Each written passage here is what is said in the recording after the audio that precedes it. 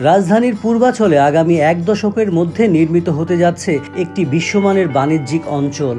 সেখানে থাকছে Bangabandhu try tower নামে ৩টি অত্যাধুনিক সুউচ্চ ভবন।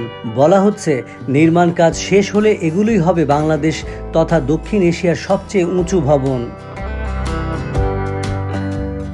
১১৪ একর জমির উপর নির্মিত বঙ্গবন্ধু ট্রাই টাওয়ার ৪৯টি বাণিজ্যিক ভবনে বেষ্টিত থাকবে।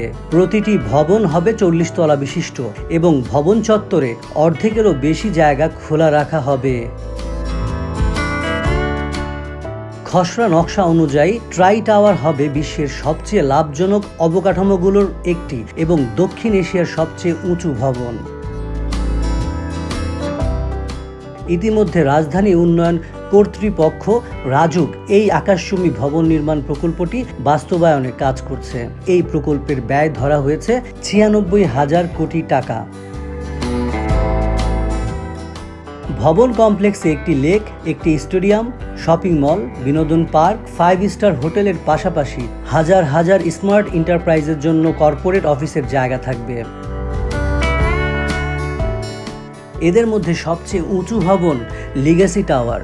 এর উচ্চতা ৪৭৩ মিটার এবং সেটি ১১১ তলা হবে। ১৯৯৬ সালে শেখ হাসিনার ক্ষমতা গ্রহণ স্মরণে ভবনটির ৯৬ তলায় একটি জাদুঘর স্থাপন করা হবে।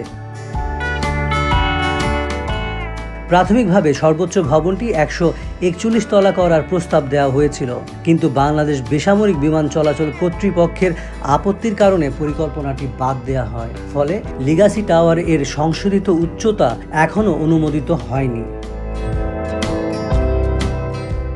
এছাড়া ১৯৭১ সালের মুক্তিযুদ্ধের প্রতিনিধিত্ব করার জন্য ৭১ তলা ভবন লিবার্টি টাওয়ার নির্মাণ করা হবে, যার আনুমানিক উচ্চতা ৩৩৮ মিটার প্রস্তাব দেওয়া হয়েছে।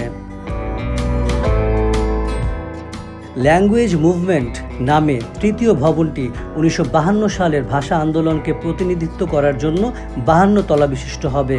প্রাথমিক নকশায় যার আনুমানিক উচ্চতা ২৫৯ মিটার বলা হয়েছে।